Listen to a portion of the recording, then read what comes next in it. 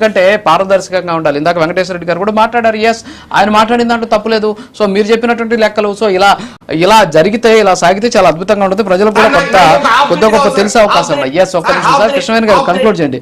మీది అయిపోయింది.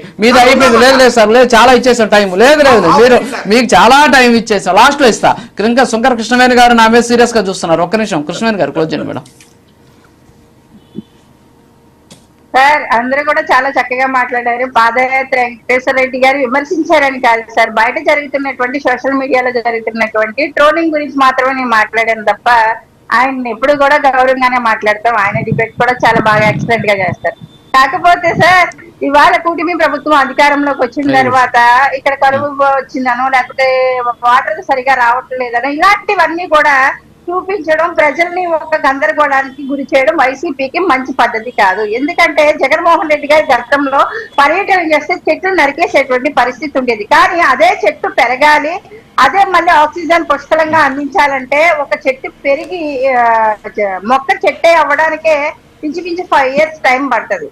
కాకపోతే మా కూటమి ప్రభుత్వం అధికారంలోకి వచ్చిన దగ్గర నుంచి కూడా మొక్కలు నాటడం దగ్గర నుంచి ప్రతి నీటి బొట్టుని కూడా ఎలా పుష్కలంగా భూగర్భ జలాల్లోకి పంపిస్తుంది అనేది కూడా ప్రజలందరికీ తెలుస్తారు. గ్రామ స్థాయి నుంచి కూడా చూసుకుంటే ఉపాధి హామీ కార్మికులు చేసేటువంటి పనులు స్థలాల్లో కావచ్చు, చెరువుల్లో కావచ్చు, అవన్నీ కూడా వర్షాభావ పరిస్థితులు, వర్షాలు వచ్చినట్టునే ప్రతి నీటి బొట్టుని కూడా భూగర్భ జలాల్లోకి పంపించడానికి ఏపీ డిప్యూటీ సీఎం గారు, రూరల్ డెవలప్మెంట్ మినిస్టర్ గా ఆయన చేస్తున్నటువంటి ప్రతి ఒక్క విషయాన్ని కూడా చూడొచ్చు సార్. పర్యావరణాన్ని కాపాడడంలో కావచ్చు, ఇవన్నీ కూడా అంటే కేంద్ర ప్రభుత్వం కూడా మనకి మా కూటమి ప్రభుత్వం అధికారంలోకి వచ్చిన తర్వాత భూగర్భ జలాలు అనేకంగా ఎక్కువ పెరగడం జరిగింది భూమట్టంలో. కానీ ఇది కూడా పైలట్ గా తీసుకుని కేంద్ర ప్రభుత్వం ఇతర రాష్ట్రాల్లో కూడా ఈ ప్రాజెక్ట్ ని అమలు చేయాలని కూడా ఒక మంచి పరిణామంగానే భావిస్తాం సార్ ఈ విషయాన్ని. ఎందుకంటే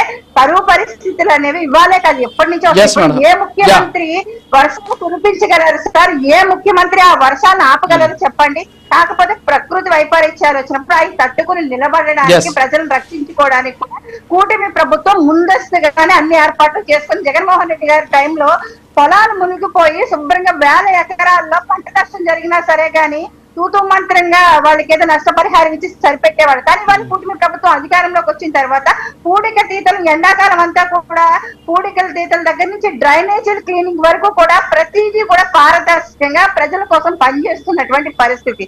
అలాంటి టైంలో జగన్మోహన్ రెడ్డి గారు ఖాళీగా కూర్చొని ప్రెస్ మీట్లు పెట్టి ప్రజల్ని ఒక గందరగోళానికి గురి చేసే విధంగా కాకుండా అసలు కూటమి ప్రభుత్వం ఇంకా బెటర్ గా ఎలా చేయాలన్నటువంటి సలహాలు ఇస్తే ఆయన ఎలాగా ఖాళీగా ఉన్నారు కాబట్టి ఒక స్క్రిప్ట్ రాసుకుని అలాంటి సలహాలు ఇస్తే అందులో మంచి ఉంటే ఆ మంచి కూడా మా కుటుంబ ప్రభుత్వంలో ఉన్నటువంటి పెద్దలు తీసుకోవడానికి ఎక్కడా కూడా వెనక్కాడరు సార్.